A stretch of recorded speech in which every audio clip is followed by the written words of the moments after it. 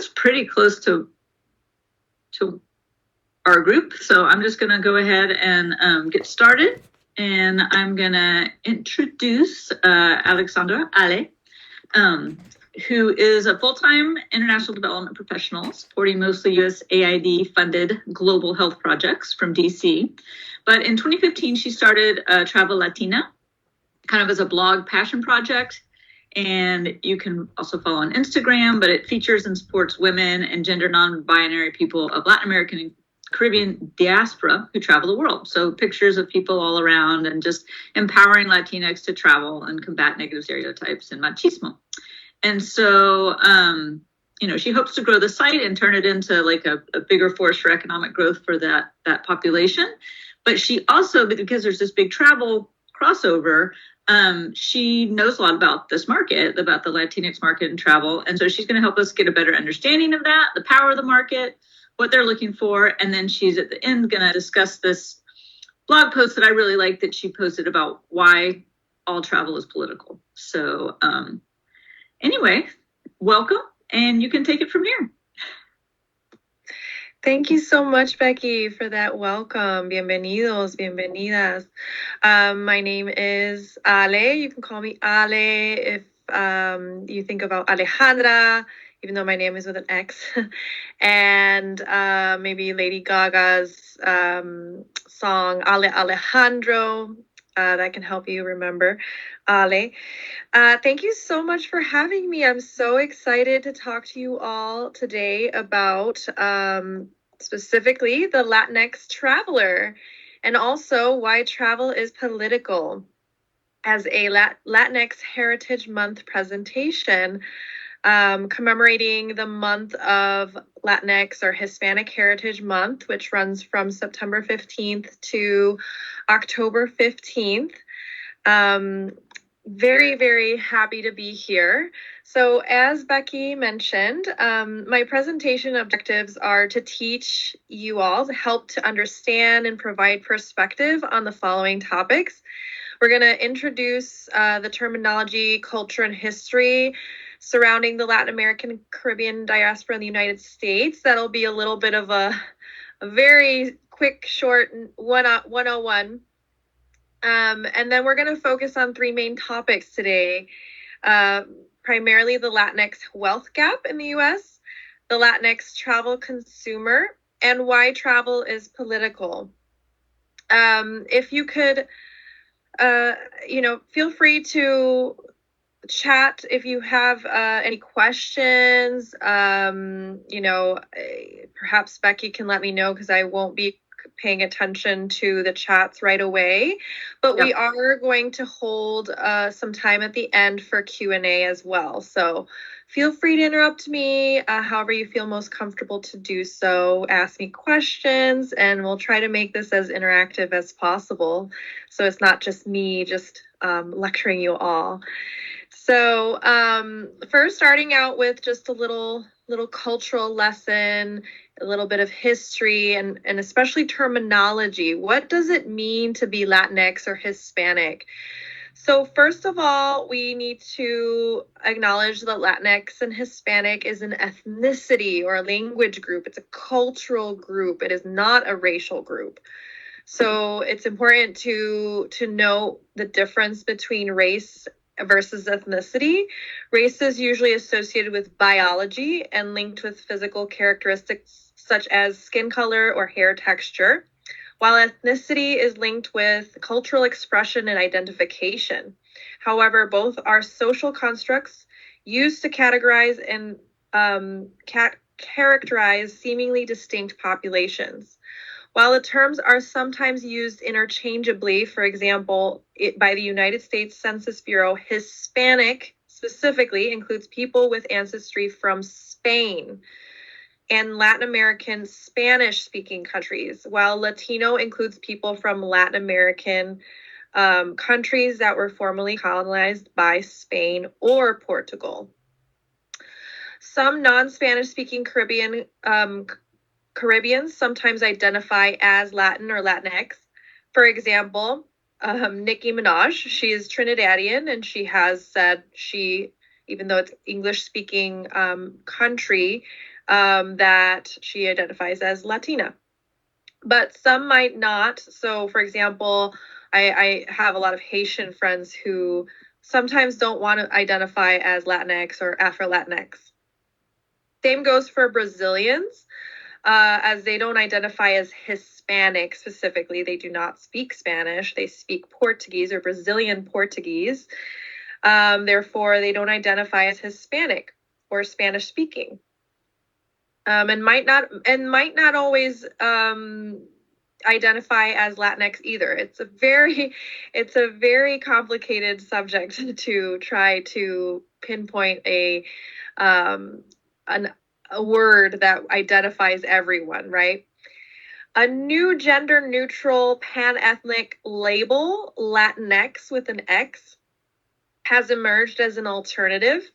The emergence of Latinx coincides with a global movement to introduce gender-neutral nouns and pronouns into many languages, whose grammar has traditionally used male or female constructions. In the United States, the first use of Latinx appeared more than a decade ago. It was added to widely used English dictionary in 2018, reflecting its greater use. The problem many find with Latinx, however, is that it's difficult to pronounce in Spanish, perhaps in Portuguese, that replace the gendered vowels with an X. So instead, many Latin Americans, especially in Latin America, have chosen to use the gender-neutral E instead of X, as I show here, Latinx versus Latin. Another thing that I've heard a lot of Latin Americans outside of the U.S. complain about is that they feel that Latinx with an X, other than it's not easy to pronounce, it has also, they feel as if it is a kind of imperialistic, like it's the U.S. Latinos kind of imposing their choice of what they want to call this or label this onto Latin America themselves. So there's a little bit of a, well, we want to take ownership and we want to use the E instead. So very, very complicated. So before I move on to the next, I would love to ask, I don't know what this team has made up of, but if there's anybody at all in the Latin American or Caribbean descent or group, if, I'd love for you to share in the chat what you identify as. Perhaps it's none of these that I just mentioned. For me, I actually, even though I am Spanish speaking, I do not like to be referred to as Hispanic. I prefer Latina, Latinx, Mestiza, which I'll get into later, or Colombian. My mother is of Colombian descent, Bogota, Colombia, in South America.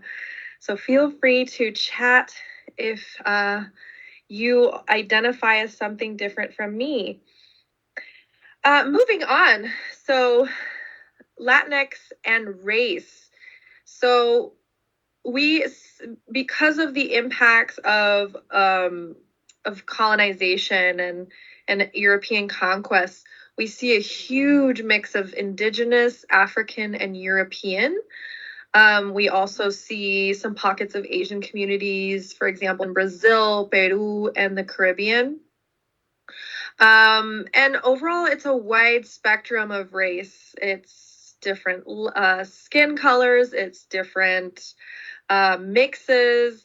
And here in the background of this slide, you see a very old school from colonial times of how the Spanish used to categorize different mixes, because it was just so common and something that wasn't as common in the U.S. really, and as prevalent.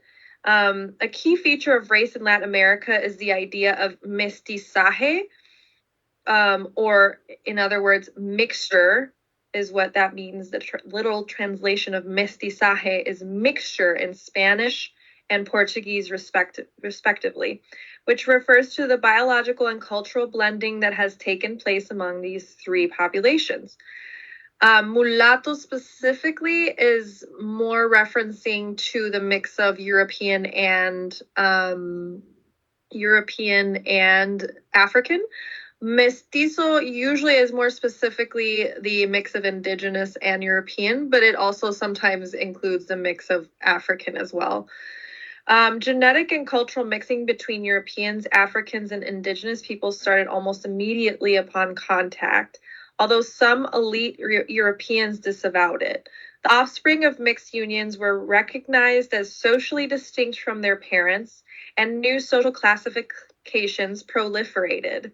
Although mestizo, or mixed person, was a general label, it often referred specifically to people of indigenous and European heritage, while the term mulatto usually referred to a person of African and European descent. Labels multiplied as time went on, as with the word zambo, or Black indigenous mix, or pardo, literally meaning brown person, commonly used to denote a person of African and European descent. Spanish colonists attempted to systematize a hierarchy of social racial classes known as Sociedad de Castas, or Society of Castes or Breeds. Portuguese colonists were less pedantic about this. And so we're going to talk a lot about, especially throughout this this presentation, this impact of the socioeconomic diversity, not only, the spectrum of colors and mixes and blends from people all over the world in Latin America, but also, how that also leads into and connects with a socioeconomic diversity of our population. And so we need to keep these things in mind, because unfortunately, with a lot of data that is available for Latinxes in the US, it is not broken up by race. It is not broken up by socioeconomic or immigration status. So we'll talk a lot about that. So what brings Latinxes together and what divides us? Again, we're such a heterogeneous group. It's hard to even study us.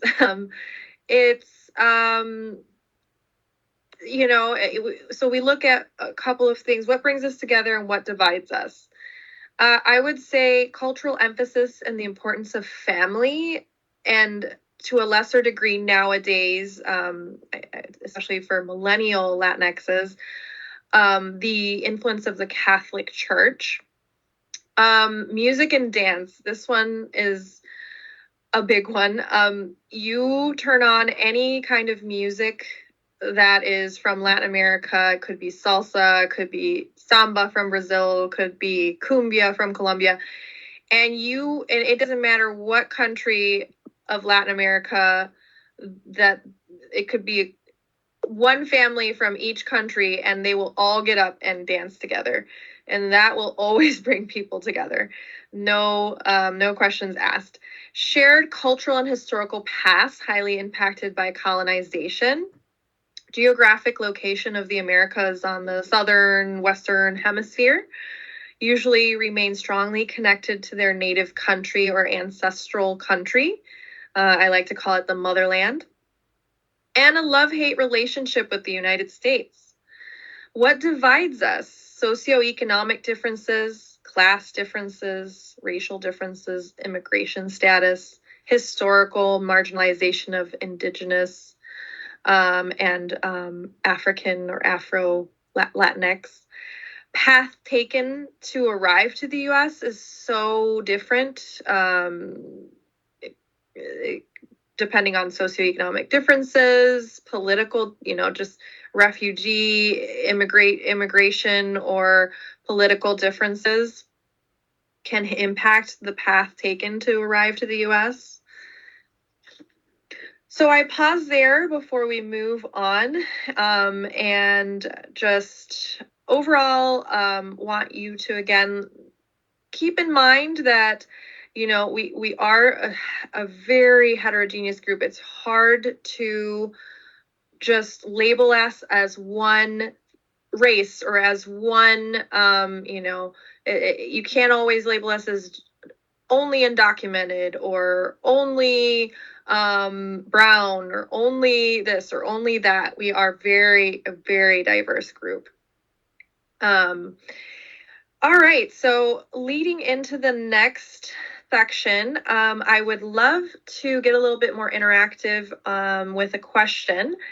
And this is something that's being talked about a lot in the Latinx community right now, especially with the just increase of conversations revolving around race and ethnicity in this country, which I very much personally saw a huge increase last year due to the pandemic, but also due to the tragedies that we saw with George Floyd and Breonna Taylor last year.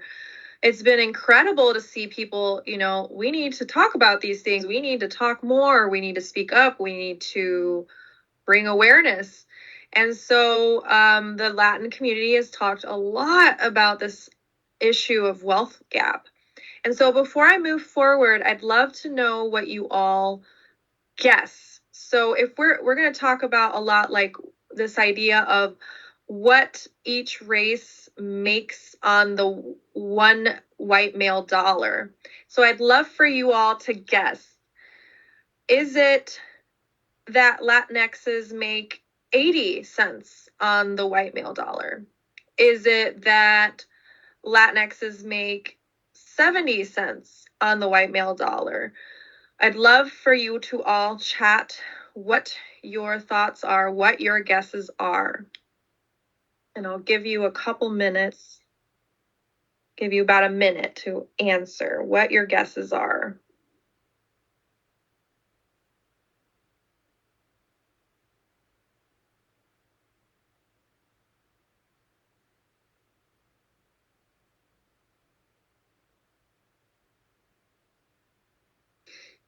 Thank you so much. And while people are answering, I'm looking back. Ariana and Sarah, thank you so much for sharing. Ariana, thank you for sharing that you identify as Latina.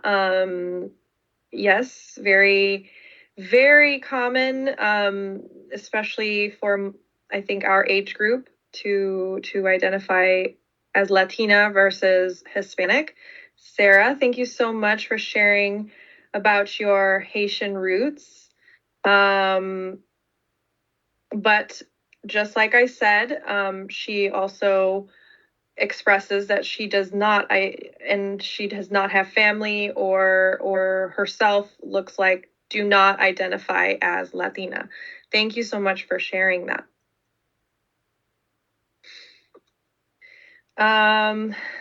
Great. So it looks like a lot of you got really close to the amount that we make. So I'm going to go next. Hold on, Elizabeth. Should we be calling this month Hispanic Latinx? What do you think? That's a good question, Elizabeth. Thank you. Just because for me personally, I, again, don't like the word Hispanic. I think it excludes too many other groups, too many of my own friends, even family. Like there are Latinxes who may have family in Latin America, that in Spanish speaking countries, but they don't even speak Spanish themselves because they were born in the US and grew up here and never had formal education in Spanish. So I do feel like it's an exclusionary word. However, because it's been so well known, it's been so widely used in the past century, even the word Hispanic, I do feel like people might get confused if they don't know what Latinx means. So I feel like it still kind of has to be included just for educational purposes. But I don't know. My own personal opinion is that in the future it shouldn't be used anymore. So that's my own opinion. I'm sure not everyone agrees, but especially with the historical context that I had mentioned. Okay, so great job, everybody. I think you guys most of you were pretty close. So the Latinx wage gap. Latinos make 60 cents in the non-Hispanic white male dollar, and I should warn you all, I do sometimes use Hispanic and Latinx interchangeably, whether it's because of the data that I found or it's the words are interchangeable. So at least not for most data scientists, it is interchangeable. I don't agree with that, but we're going to, get used to the fact that that's what happens in real life. So just as a warning, one thing that I want to share is make sure to share where I got this data from, Institute for Women's Policy Research. I'm going to make sure to share some links in case anybody is interested to look at the data. But for Latinas, we make 55 cents on the non-Hispanic white male dollar. Again, a caveat on this data. This data most likely does not include undocumented, black market, under the table work that a lot of Latinxes are part of. Unfortunately, so it's quite possible, huge caveat, that these numbers would actually be way lower if you were to include so many people who aren't being accounted for formally through our government or through our tax system, for example. And so, yes, we should keep that in mind. That is something important. A lot of these undocumented workers are some of the most exploited people too. So they're paid the worst, they're treated the worst, etc.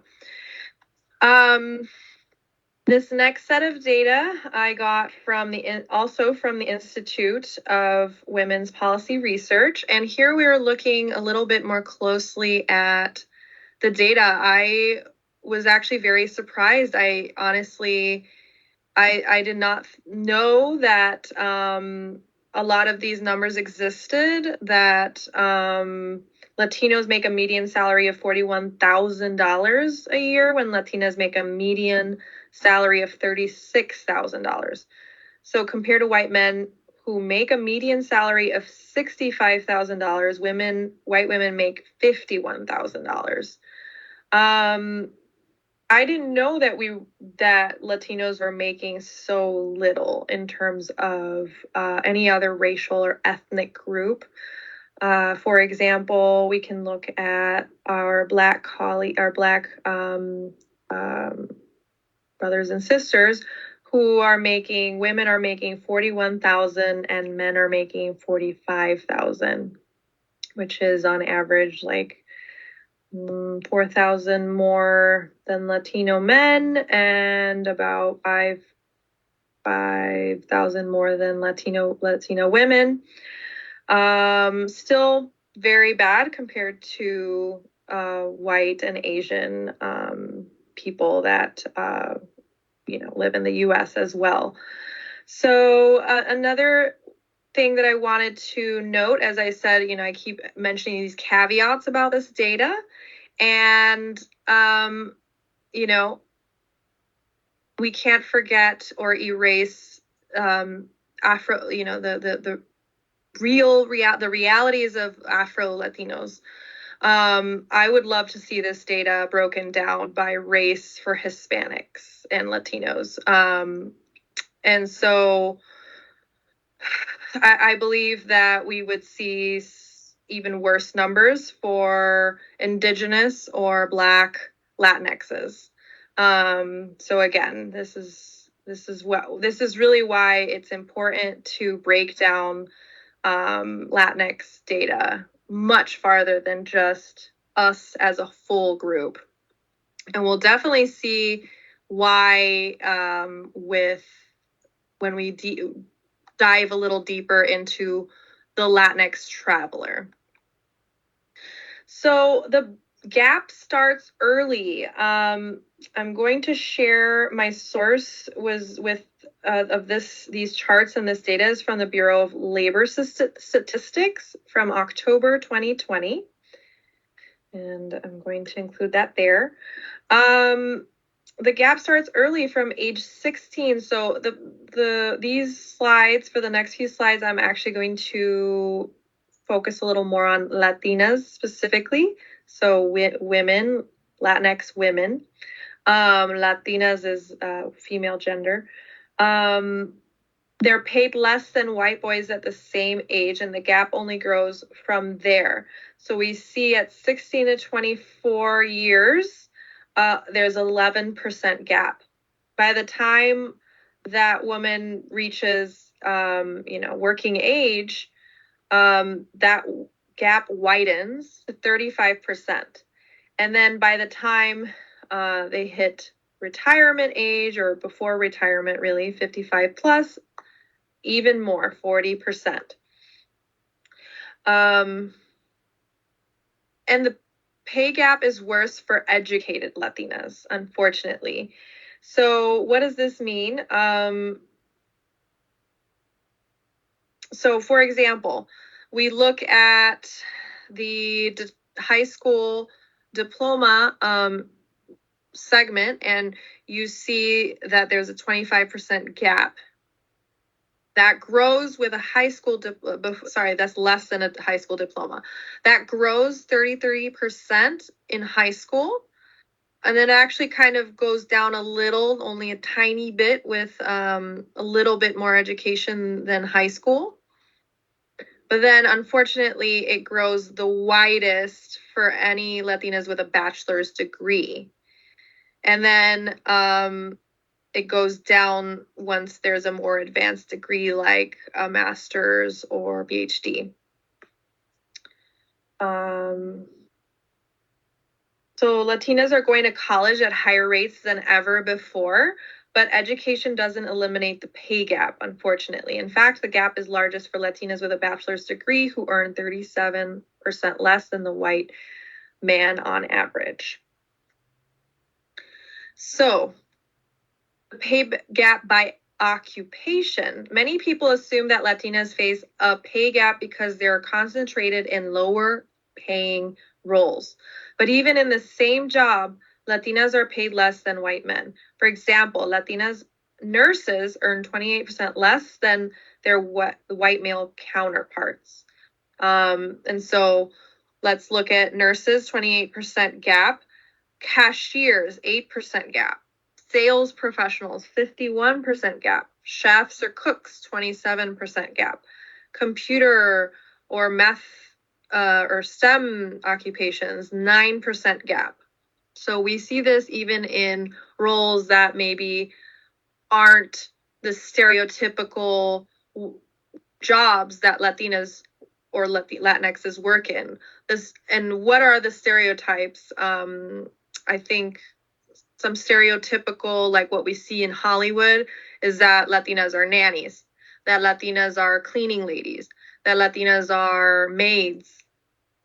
But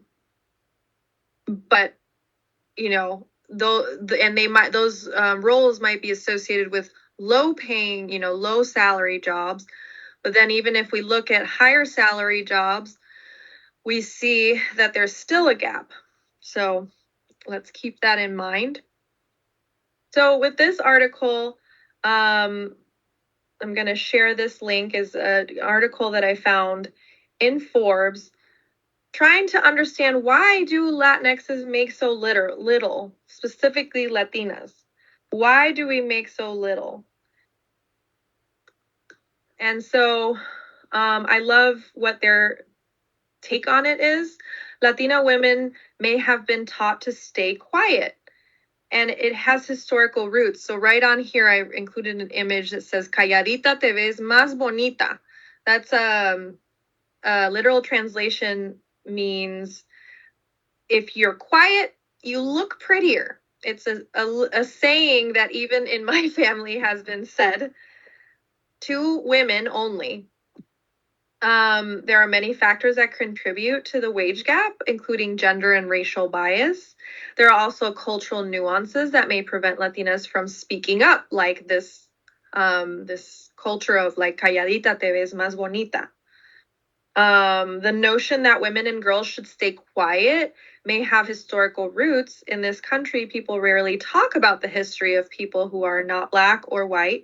We don't talk about where Latinos came from or where Asians came from. You often see in the news Latinxes come here for economic reasons, but so many come here as political refugees.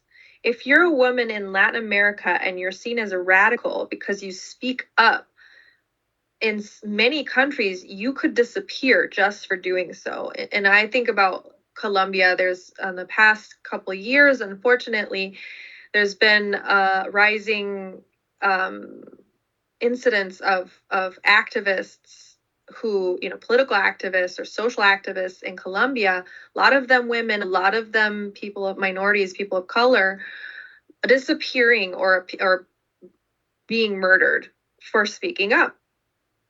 So when you come to the US, we're told to be quiet by our parents and just to be grateful that we're here and for all the country that this country has to offer for us, right? So there's just this cultural aspect, but then it's also this, we're here in the US, like, be quiet, put your head down and comply, right? So it's a very, very interesting kind of mix of those two things. So there are real barriers to advancement. For every 100 men who are promoted to manager, only 68 Latinas are promoted, according to leanin.org. This keeps many Latinas stuck in entry-level positions. It's possible the wage gap exists in part because Latinas are not being given the same opportunities to apply for the same jobs, are not receiving the same training, and are not being promoted at the same rate. Also, Latina workers over-index in some of the lowest paid jobs, such as domestic work, the service industry, and agriculture. Yet no matter the job, Latinas are being unpaid across the board, which we saw with our data, right? Regardless of position, industry, or educational level. We have a cultural problem in this country where employers are not valuing Latinas equally for our contributions. And I'd like to pause there just to give you an example. My company has actually been doing a really great job of trying to be more transparent and holding themselves accountable to improving, just diversity and inclusion in the company. And one thing that this was even before I realized that there's a huge conversation going on in the Latinx community about our wage gap.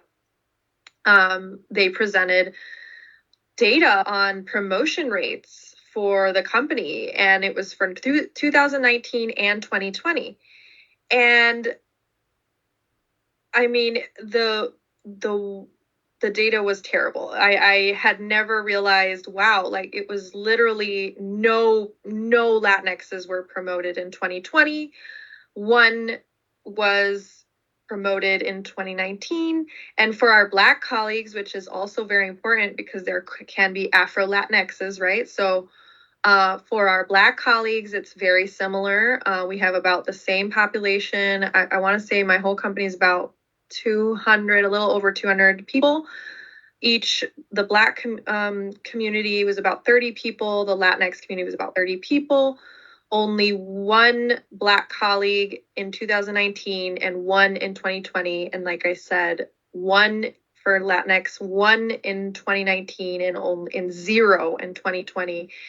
And even if that population is such a small population, those numbers were really bad compared to other groups that were presented. So I'm curious to see what, after, since we've been transparent with this data for a year, curious to see how that data will change, hopefully. The ideas like transparency and like doing action, right? Making action happen changes that data for 2021. Let's be hopeful. Number 3, the myth that hard work pays off. Keeping your head down. Excuse me, I just clicked here. Keeping your head down and getting the work done doesn't automatically translate to promotion. We are taught if we work hard, we will get recognized, but it doesn't work that way in corporate America. Who rewards people who speak up and demand? While it is not on Latinas to solve the wage gap, if you cannot articulate why you should get paid more, the value you bring to the role, or the projects you've accomplished this year, you're dead in the water. It's important to research competitive salaries, do a self-assessment of your qualifications, and find ways to tie your role to the company's bottom line. The impact of assimilating in the workplace. Latinas may not feel they can be their authentic selves in the office, and the energy spent downplaying their differences from the accepted status quo may interfere with their ability to shine. For example, there are a lot of Latinas who come to this country and feel their ability to speak another language actually hurts their mobility. Perhaps they spend so much time and energy going to accent reduction classes to speak in Anglo spaces or Anglo-white spaces. They try to fit into a culture rather than add to the culture. They should be able to use this as their superpower rather than assimilate. And one thing I think about with like, what kind of like, and of course this is generalizing a group, a very, very heterogeneous group. What value can Latinxes bring from their own culture, right? And something that I feel that I've observed is that I do feel that Latinxes in general, again, generalizing, we're not a monolith, right? But we tend to be very personable people. We tend to be people. We tend to connect with people in a way that other cultures perhaps do not, or in emphasis on building relationships, something that tends to be hard in corporate America, which, coming from someone who lives in DC, of course, too, I find, it's hard sometimes to even connect with people. People are so sucked into their work and not really caring about building a relationship unless, oh, who are you and how are you helping my career? Oh, okay, yeah, I'll talk to you. But otherwise, everyone else, who cares? So, how can we thrive in that kind of environment if we are used to being such extroverted people, right? So how can we, as I said a couple instances ago, how can we offer that superpower that we have to this work culture to add to this Anglo-American, white American work culture, right? So next, there is a need for cultural onboarding. Minority women are leaving the workplace to start their own businesses, in part because they don't feel like they can be successful or like they fully belong in corporate America. In fact, women of color accounted for 50% of all women-owned businesses in 2019, according to AMEC's State of Women-Owned Business report. The truth is that African American and Latina women are leaving corporate America and starting businesses because they don't feel safe in that environment. Corporate America says they want diversity and bring diverse candidates in, but they often don't stay. We throw Latina and Black women into these companies and they get inadvertent comments about how they don't fit in. For example, bosses who might say, hey, your lipstick is too bright, you're too much, or you're too passionate. Even if a Latina considers themselves a goody two-shoes and who does everything right, she might still leave corporate America because she just feels uncomfortable. Part of the issue may lie in the inability to successfully onboard employees from different backgrounds and cultures. So next, keeping in mind the wage gap may widen in the COVID-19 economy, and there's already data that roughly 324,000 Latina workers exited the workforce in September of 2020, nearly 3 times the rate of white women and more than 4 times the rate of Black women, according to the New York Times. The financial price paid for the average woman who opts out and tries to re-enter the workforce is an 18% decrease in their earning power on average, and 37% 50% decrease when they're out for 3 years or more. This will have a lasting impact on families and the U.S. economy. During the pandemic, we're seeing that people of color or BIPOC have been among the hardest hit, and it shouldn't be shocking to anyone. Many BIPOC communities, which I'm sorry I did not mention that earlier in the presentation, BIPOC, as a refresher for people who might not know, means Black, Indigenous, people of color. Community members do not have the safeguards, financial or otherwise, to keep us safe during a crisis like this one. For Latina workers, if you don't have childcare when schools go virtual or paid leave that allows you to take time off to care for kids or sick family members, then people are forced to leave the workforce. When people feel fairly compensated and valued, they do better work because they feel valued. When you close the pay gap for Latinas, it will result in a benefit overall for the company. Employees will give that back and invest that positive energy into the workplace. Number 7, it's not about assimilating, it's about fusion, which I kind of mentioned earlier, right? This idea of, what's our superpower as Latinxes? What do we have to give? What do we have that's unique, that could actually add to this idea that, a lot of people in the diversity and inclusion sphere of things like to say, D&I, diversity and inclusion brings innovation, brings creativity, brings agility to a workplace where it will probably change because the demographics in our country are changing anyways, right? So white people are slated to be the minority by 2045, with Latinxes making up the largest minority group after white people, according to Brookings. Companies need to evolve to these shifting demographics now in order to survive and thrive. Can we just assimilate into the culture? No, because the culture is becoming and will be majority Black and brown, with Latinas at the top numerically. America is the only country, the U.S. is the only country where it's grown so exponentially that minorities are becoming the majority. The impacts of these changing demographics and the fusion of different cultures will have a lasting impact on overall U.S. culture.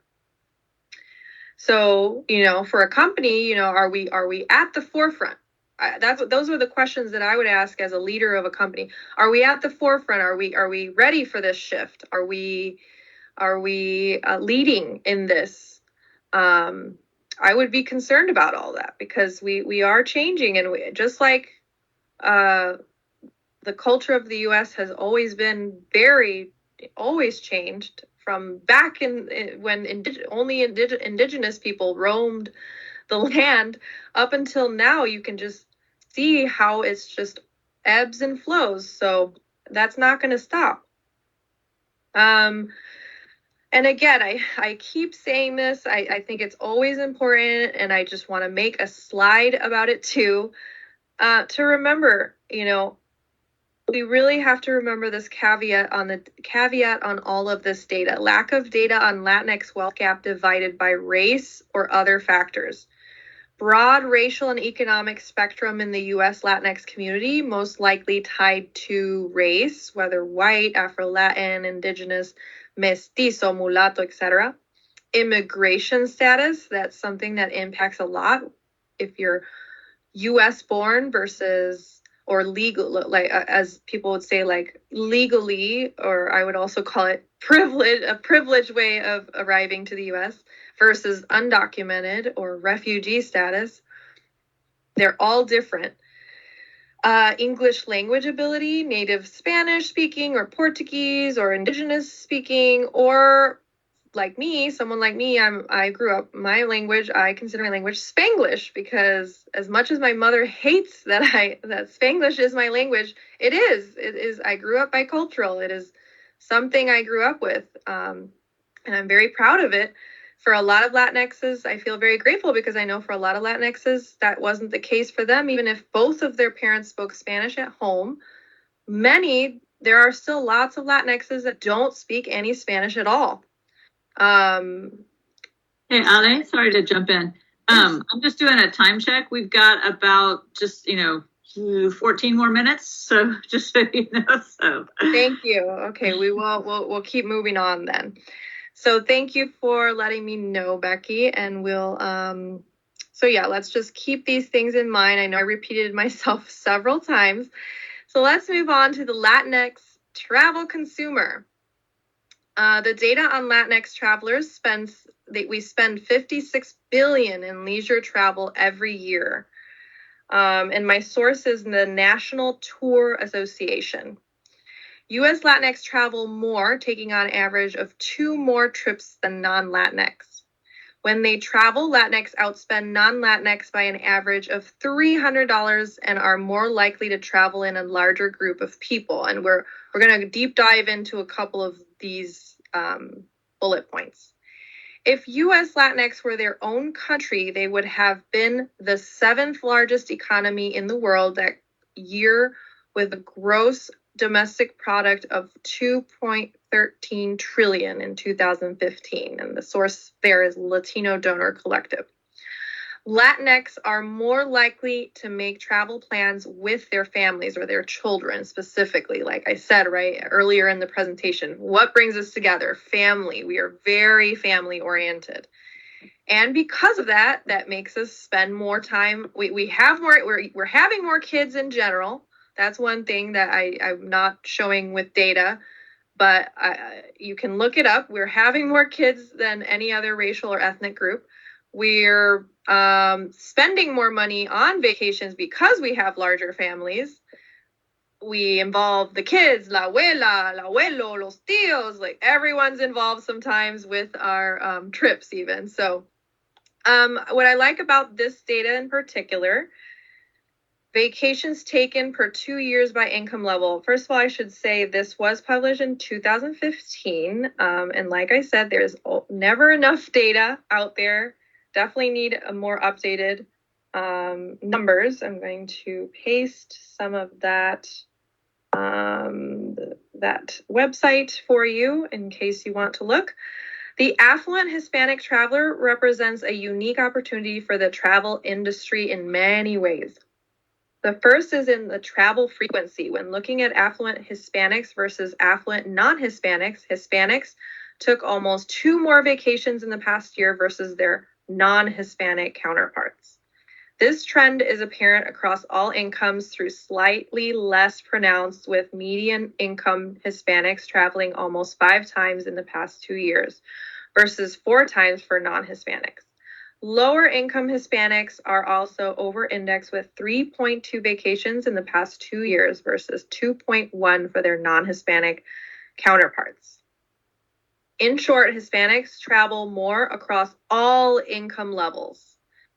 And the difference is especially pronounced among affluent Hispanics. This presents a great opportunity for the travel industry as the Hispanics are clearly outpacing their non-Hispanic white counterparts in terms of sheer number of vacations. So why are we spending more money on vacations? Like I said, I think it has to do with we have bigger families. We want the whole family involved. I think that's one main thing. Secondly, we are so strongly connected to our motherland. Many of us, not all, again, not generally, we are not a monolith, but we tend to be connected. So for example, my family has, if we looked at how much we've traveled to Colombia throughout my life and the times that it was like our Christmas gift to us or to the family, instead of buying gifts. Like, it is common to spend more money on going to travel to see our families versus maybe on other things. Again, keep in mind that we're looking more at the affluent, right? The affluent group making $80,000 a year or more per household. Okay, so amount spent on U.S. vacations within the past 2 years. And again, this data is from 2015. Looking at the amount spent on the last their last U.S. vacation, we see Hispanics spending nearly $300 more than non-Hispanics. So these vacations, this is more specific to the U.S. And the next we will look at international. So we do spend a little bit more than other groups. For international trips, we spend even more.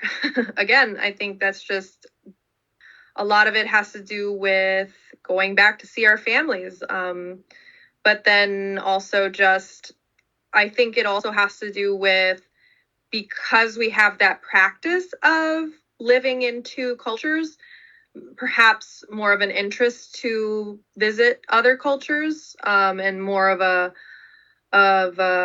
being comfortable with the idea of visiting other cultures, other countries, because we already have that experience of traveling to the motherland.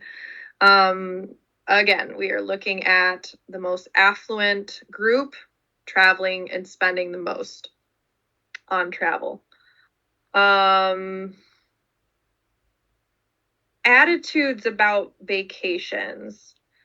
So the data obviously points to the need for travel agents and tour operators to be aware of a very important decision maker for Hispanics. And I keep mentioning children. So we see here Hispanics are more likely to plan their vacation around children, their family, right? Family comes first.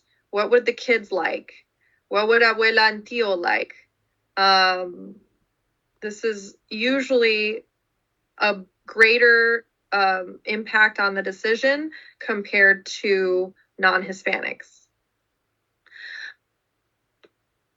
Hispanics present a unique opportunity for the travel industry in this space, open for brands and companies to make a real headway with this demographic. If targeted correctly, U.S. Hispanics can be saving grace in an industry hit hard by online players. Also with the pandemic, right?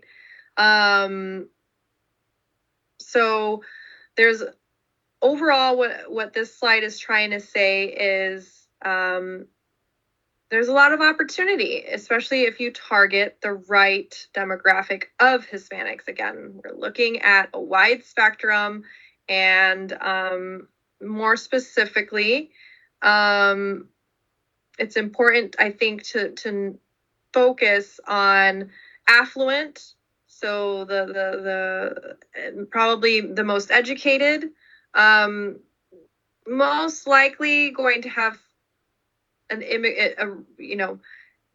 U.S. citizenship or at least legal residency, most likely because undocumented people cannot travel very easily outside of the country. Perhaps they can travel very easily within the country, but even then maybe there's a risk of getting stopped. Sorry, I'm going to interrupt again. We've only got like 5 minutes, and I know that people want to get to the why travels, all travels political. So if we can, because I mean, no one can go over really. We all have meetings and stuff. So maybe if we can jump forward to that. Sorry. No problem. Thank you, Becky. I'm so sorry it's taking me longer. Okay, so moving on. So why travel is political. So I would really like to thank Becky for inviting me to even talk on this. I did tell her when we talked initially, I said, wow, I can't believe you're even asking me to talk on this. As somebody who grew up Latina and has been very passionate about D&I and race and ethnicity, I grew, especially in my college years, 2006 to 2010, you don't know how many people have told me, oh my gosh, you're so political. Like, why do you always have to pull the race card? Why do you always have to talk about politics, even though I'm not talking specifically about politics? So I want to thank Becky for even inviting me to talk about this. I wrote an article in May of 2021, and I designed this graphic, Travel is Political, talking about 4 main things. access to resources, immigration status, savior complex, and passport privilege. So access to resources, what do I mean by that? Generational wealth equals greater access to leisure. That impacts how we travel, right? Who can travel? Who has the money to travel? And policies and laws established by politicians have historically impacted who has greater access to resources over others. Immigration status, people who uproot their whole family and life from one country due to war, poverty, environmental collapse, discrimination, disease, etc. I do not consider them criminals. They are not illegal for me. These are people who they need to find a better life. They need to find a safer life for their families. What would you do if you had to uproot your family and you had to go to another country to do so? USA's history of meddling in other countries' politics, that has impacted very heavily the immigration problem. For example, let's look at Central America, and how many people have traveled from Central America. People's movement will never end, and so long as there are incentives and freedom to do so. And I do consider topics of migration, immigration, and refugees as travel related. The savior complex, this idea that now there's a huge movement to be more benevolent and give back to community. I do see humanity taking a greater interest to do good, right?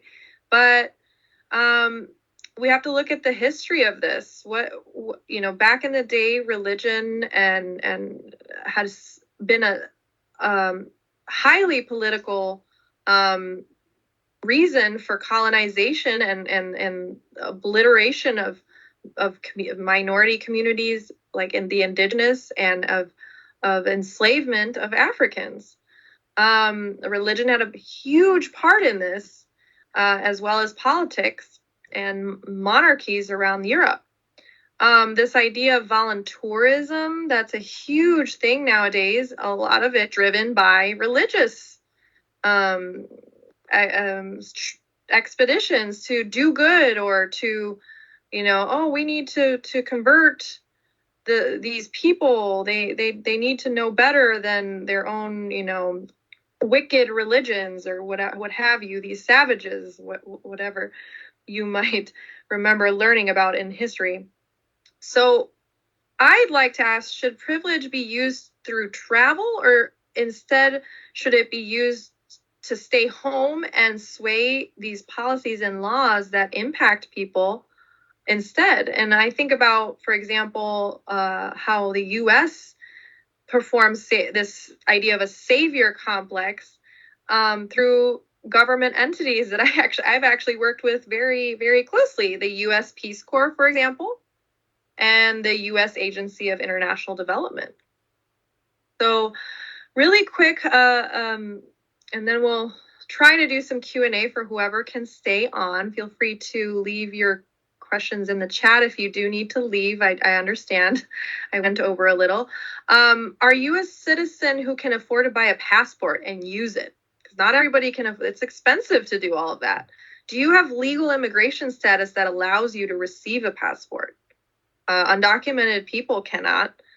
So does your country passport allow entry into all countries? So for example, Japan has the highest passport privilege in the world, 193 countries from when I last looked up.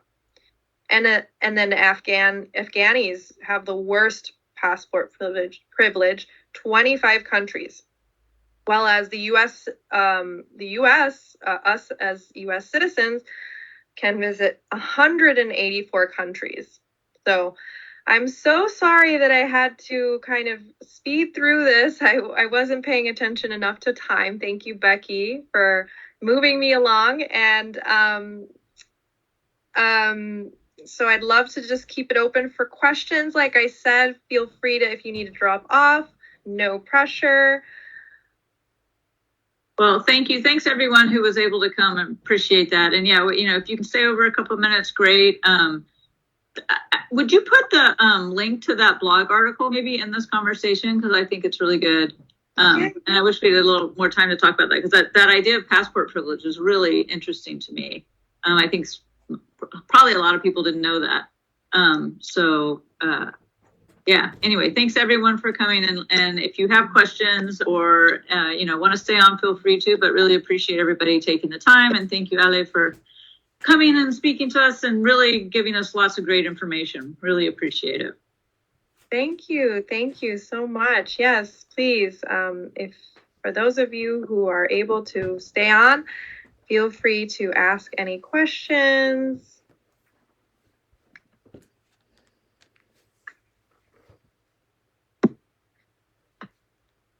I'm glad you all enjoyed. Thank you, Jennifer. Thank you, Rita. Thank you, Sasha. Thanks, Nick. Thank you, Rochelle. Elizabeth. Thank you, Tessa. Thank you, Chris. Thank you, Mia. Yeah, and I would suggest you guys, she's got her info here, like definitely follow like the Travel Latina on Instagram, and you can check out the website and look at some of the articles there. They're definitely interesting and worth time. So, hopefully you can get some more followers out of this, Ale.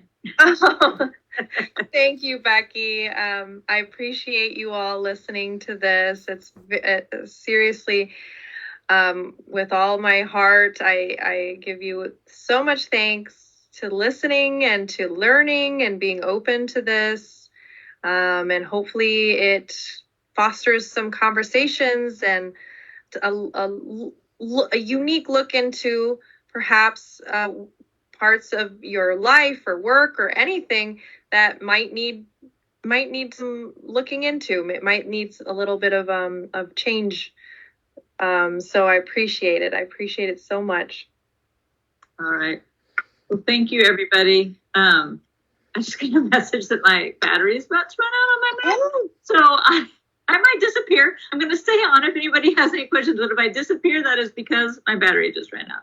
But it looks like, it doesn't look like people have questions. People kind of have to run to other things. So again, really appreciate your time. And I'll figure out how to get the recording to you. I'm not exactly sure, but I will do that. And thank you. Yeah. Anyway, thank you so much. Thank you. I appreciate it. Bye, right. Becky. Have a good Bye. one.